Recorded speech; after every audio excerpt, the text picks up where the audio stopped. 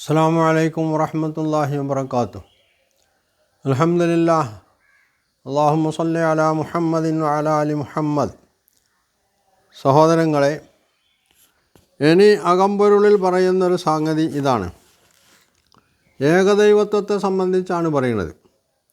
ഏകദൈവത്വം ഖുർആൻ ഉൾപ്പെടെ സർവ്വവേദങ്ങളുടെയും അടിസ്ഥാന ആദർശമാണ്. ദൈവവിശ്വാസികളാരും ഇന്നേ വരെ ദൈവത്തിൻ്റെ ഏകത്വത്തെ നിഷേധിച്ചിട്ടില്ല. അർച്ചന വഴിപാടുകൾക്ക് മൂർത്തികളെയും കൽപ്പിത ബിംബങ്ങളെയും പുണ്യാത്മാക്കളെയും സ്വീകരിക്കുന്നവർ പോലും അതൊക്കെ സാക്ഷാൽ ദൈവത്തിലേക്ക് അടുക്കാനുള്ള സൂത്രമാണെന്ന് വാദിക്കുന്നവരാണ്. ദൈവത്തിൻ്റെ ഏകത്വം പ്രപഞ്ചത്തിലെ ഏറ്റവും വലിയ സത്യമാണ്. പ്രാപഞ്ചിക പ്രതിഭാസങ്ങൾ ഓരോന്നും നിരന്തരം ഉദ്ഘോഷിക്കുന്ന മഹാസത്യമാണത്. ദൈവവിശ്വാസികളായ ആരും നിഷേധിക്കാത്ത ഈ പരമസത്യത്തെ പ്രത്യേകിച്ചാരും സമർത്ഥിക്കുകയോ സ്ഥാപിക്കുകയോ ചെയ്യേണ്ടതായിട്ടില്ല. ഇവിടെയാണ് നമ്മൾ അടിവരടേണ്ടത്. എന്താ പറഞ്ഞത്? ദൈവവിശ്വാസികളായ ആരും നിഷേധിക്കാത്ത ഈ സത്യത്തെ, ഈ പരമസത്യത്തെ, അള്ളാഹുവിൻ്റെ ഏകത്വത്തെ പ്രത്യേകിച്ചാരും സമർത്ഥിക്കുകയോ സ്ഥാപിക്കുകയോ ചെയ്യേണ്ടതായിട്ടില്ല. മനുഷ്യർക്കിടയിലെ ഭേദചിന്തകളും ഉച്ചനീചത്വങ്ങളും ആയിരുന്നു വേദങ്ങളുടെയും പ്രവാചകന്മാരുടെയും ഏറ്റവും ഗൗരവമാർന്ന ചർച്ചാ വിഷയം. ഏകമാനവികത സ്ഥാപിക്കാനും സാമൂഹിക തിന്മകളെ ഇല്ലായ്മ ചെയ്യാനും ആധ്യാത്മികതയിൽ ഊന്നിയ തത്വവിചാരങ്ങളും കർമ്മപദ്ധതികളും അവർ ആവിഷ്കരിച്ചു എന്നാണ് മുസ്തഫ പറയുന്നത്.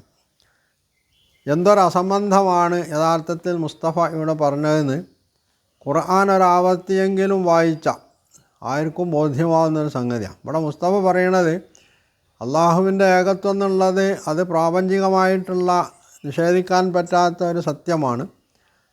ഈ ബഹുദൈവ വിശ്വാസികളെന്ന് പറയുന്ന സാങ്കല്പിക ദൈവങ്ങളെ പൂജിക്കുന്ന ആളുകളും അത് അംഗീകരിച്ചിരുന്നു. അതുകൊണ്ട് അള്ളാഹുവിൻ്റെ ഏകത്വത്തെ സ്ഥാപിക്കാൻ വേണ്ടി പ്രത്യേകം ശ്രമിക്കേണ്ടതില്ലാന്ന്. ഇതാണോ യഥാർത്ഥത്തിൽ വസ്തുത? ഇപ്പോൾ മക്കയിലെ നബി സല്ലല്ലാഹു അലൈഹി വസല്ലമ വരുന്നത് മക്കയിലാണല്ലോ. മക്കയിലെ മുശ്രിക്കുകളെ നബി സല്ലല്ലാഹു അലൈഹി വസല്ലമ സംബോധന ചെയ്തത് എങ്ങനെയായിരുന്നു? അതിന് മക്കയിലെ മുശ്രിക്കുകളുടെ പ്രതികരണം എന്തായിരുന്നു? അവിടെ നബി സല്ലല്ലാഹു അലൈഹി വസല്ലം അവരോട് പറഞ്ഞത്, ഞാൻ ഏകമാനവികതയുടെ ആളാണ്, നിങ്ങളൊക്കെ ഏകദൈവം അംഗീകരിക്കുന്നവരാണ്, അതുകൊണ്ട് ഞാൻ നിങ്ങളോട് ഇതിനെ സംബന്ധിച്ച് പറയുന്നില്ല. നിങ്ങൾക്ക് നിങ്ങളുടെ വിഗ്രഹങ്ങളെ പൂജിച്ചുകൊണ്ട് തന്നെ ആ ഏകദൈവ വിശ്വാസം സ്ഥാപിച്ചെടുക്കാം. ഇതായിരുന്നുവോ നബി സല്ലല്ലാഹു അലൈഹി വസല്ലം പറഞ്ഞിരുന്നത്? അങ്ങനെയാണെങ്കിൽ ആ അബൂജഹൽ അടക്കം അബൂലഹബ് അടക്കം മക്കയിലെ ആളുകൾ നബി സല്ലല്ലാഹു അലൈഹി വസല്ലമയെ എതിർക്കുകയും അദ്ദേഹത്തോട് ശത്രുത പുലർത്തുകയും ചെയ്യുമായിരുന്നുവോ? അപ്പോൾ തീർത്തും അസംബന്ധം പറഞ്ഞുകൊണ്ടേ ഇത്തരത്തിലുള്ളൊരു വാദഗതി മുമ്പോട്ട് വെക്കാൻ കഴിയുകയുള്ളൂ എന്നുള്ള ആ അസംബന്ധമാണ് ഇവിടെ മുസ്തഫ തൻ്റെ ഖുർആൻ അകമ്പൊരിലൂടെ സ്ഥാപിച്ചെടുക്കാൻ ശ്രമിക്കുന്നത്. നബി സല്ലല്ലാഹു അലൈഹി വസല്ലം മക്കയിലെ ആളുകളോട് 23 വർഷക്കാലം പറഞ്ഞുകൊണ്ടിരുന്നത് എന്താണ്? ഈ വിഗ്രഹങ്ങളെ നിങ്ങൾ ഒഴിവാക്കണം.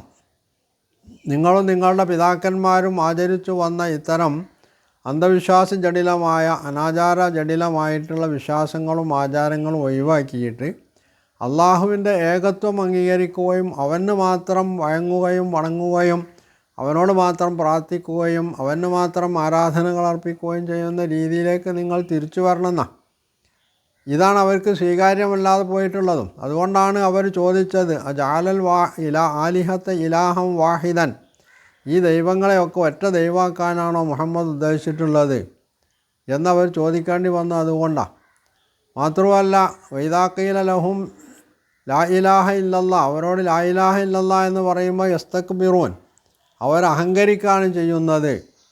ഇവിടെ മുസ്തഫ പറയുന്നതനുസരിച്ചാണെങ്കിൽ ഖുറൈശികൾ, മക്കയിലെ ഇസ്ലാമിൻ്റെ ശത്രുക്കൾ, നബി സല്ലല്ലാഹു അലൈഹി വസല്ലമയുടെ സംബോധിതരായിട്ടുള്ള ആളുകൾ അവരെ അഹങ്കരിക്കേണ്ടതില്ല. അവരത് നേർക്കുനേരെ അവർക്ക് പറഞ്ഞാൽ മതി. മുഹമ്മദ് ഇജ്ജ് പറഞ്ഞതാണ് ഞങ്ങളും പറയണത്.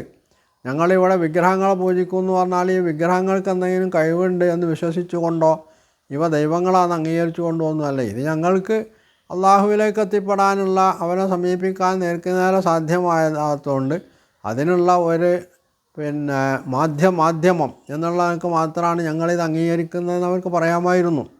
പക്ഷെ അവർ നേരെ മറിച്ചാണ് പറഞ്ഞിട്ടുള്ളത്. എന്നിട്ട് മാത്രമല്ല അവർ പിന്നെ പറഞ്ഞതെന്താ, ഒരു ഭ്രാന്തൻ അയാൾ പറയുന്നതിനനുസരിച്ച് നമ്മളുടെ ദൈവങ്ങളൊക്കെ ഒഴിവാക്കണമെന്ന് അവർ ചോദിച്ചു. അങ്ങനെയാണ് ഖുർആനെ സംബന്ധിച്ച് പറഞ്ഞത്. അപ്പോൾ ഈ വസ്തുതകൾ ഖുർആൻ പറയുമ്പോൾ മുസ്തഫ ഖുർആൻ്റെ അകമ്പൊരുളിലൂടെ സ്ഥാപിക്കാൻ ശ്രമിക്കുന്നത് ഇതിനൊക്കെ നിഷേധിക്കുന്ന, ഖുർആൻ അങ്ങനെ ഒന്നും പറഞ്ഞിട്ടില്ല, നബി സല്ലല്ലാഹു അലൈഹി വസല്ലം അങ്ങനെയല്ല സമൂഹത്തെ സമീപിച്ചിട്ടുള്ളത് എന്ന് വാദിക്കാൻ വേണ്ടിയാണ്. എങ്കിൽ പിന്നെ എന്തിനായിരുന്നു നബി സല്ലല്ലാഹു അലൈഹി വസല്ലം ശ്രമിച്ചത്? എന്തിനായിരുന്നു മക്കയിലെ ഈ വിഗ്രഹങ്ങളെയൊക്കെ നബി സല്ലല്ലാഹു അലൈഹി വസല്ലം മക്ക ഫതഹിൻ്റെ ഘട്ടത്തിൽ എടുത്തു മാറ്റാൻ പറഞ്ഞിട്ടുള്ളത്? അറേബ്യയിൽ ഇസ്ലാമിൻ്റെ കീഴിൽ വന്ന പല പ്രദേശത്തുള്ള വിഗ്രഹങ്ങളെ നശിപ്പിക്കാൻ വേണ്ടി നബി സല്ലല്ലാഹു അലൈഹി വസല്ലം ഖാലിദ് ബിൻ വലീദ് അടക്കമുള്ള ആളുകളെ അയക്കുന്നുണ്ട്. ഇതൊക്കെ മുസ്തഫൻ്റെ കാഴ്ചപ്പാടനുസരിച്ച് ചിലപ്പോൾ മുആവിയയുടെ മതത്തിൽപ്പെട്ടതായിരിക്കാം. അങ്ങനെയാണ് പിന്നെ മുസ്തഫ പറയാം. പക്ഷേ ഈ ചരിത്ര വസ്തുക്കളെ നിഷേധിച്ചുകൊണ്ട് ഒരു ഇസ്ലാമിൻ്റെ പക്ഷത്ത് നിന്നുകൊണ്ട് ഒരാൾക്ക് സംസാരിക്കാൻ കഴിയില്ല എന്നുള്ളതാണ് വസ്തുത. മാത്രമല്ല വിശുദ്ധ ഖുർആൻ സൂറത്ത് അംബിയായിൽ പറഞ്ഞതെന്താണ്? വമാ അർസൽനാ മിൻ ഖബ്ലിക മിർ റസൂലിൻ ഇല്ലാ നൂഹി ഇലൈഹി അന്നഹു ലാ ഇലാഹ ഇല്ലല്ലാഹ്. അല്ലാഹു അല്ലാതെ ഒരു ഇലാഹുമില്ല എന്ന് വഹി നൽകാത്ത ഒരു പ്രവാചകനെയും നാം നിൻ്റെ മുന്നിൽ നിയോഗിച്ചിട്ടില്ല എന്നാണ്.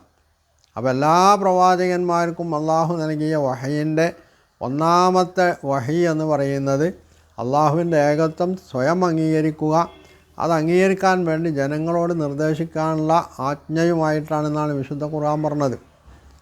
വമാ അർസൽനാ ഫീ വലഖദ് ബഅസ്നാ ഫീ കുല്ലി ഉമ്മത്തിൻ റസൂലൻ. എല്ലാ സമൂഹത്തിനും നമ്മൾ ദൂതന്മാരെ നിയോഗിച്ചിട്ടുണ്ട്. എന്തായിരുന്നു അവർക്ക് ഉണ്ടായിരുന്ന അവർ ജനങ്ങളോട് പറഞ്ഞിട്ടുള്ള കാര്യം?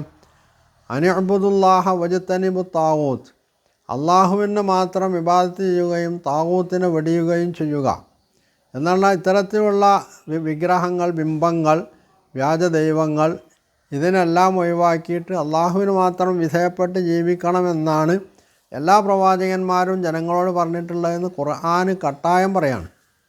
അപ്പോഴാണ് നമ്മളുടെ അകമ്പൊരുളുകാരൻ അങ്ങനെ ആയിരുന്നില്ല പ്രവാചകന്മാരുടെ പ്രബോധനം എന്ന് തിരുത്തുന്നത്.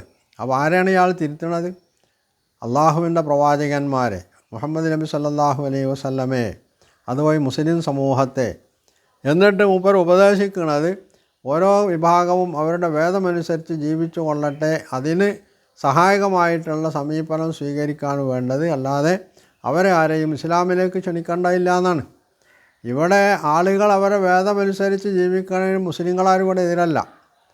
ഏത് വിഭാഗത്തിനും അവരുടെ വിശ്വാസമനുസരിച്ച്, വേദമനുസരിച്ച്, വേദമുള്ളവർക്ക് വേദമനുസരിച്ച്, വേദമില്ലാത്തവർക്ക് വേദമില്ലാതെ, ദൈവവിശ്വാസമുള്ളവർക്ക് അതനുസരിച്ച്, ദൈവനിഷേധികൾക്കാണെങ്കിൽ ആ നിഷേധമനുസരിച്ചൊക്കെ ജീവിക്കാനുള്ള സ്വാതന്ത്ര്യം മുസ്ലിങ്ങൾ എല്ലാ കാലത്തും വകവെച്ചു കൊടുത്തിട്ടുണ്ട്. അത് ഈ കാലത്തും അംഗീകരിക്കുന്നുണ്ട്. ഇവിടെ ഒരു മാനവികതയ്ക്ക് ഒരു പ്രശ്നവും വരുന്നില്ല എന്നുള്ളതാണ്.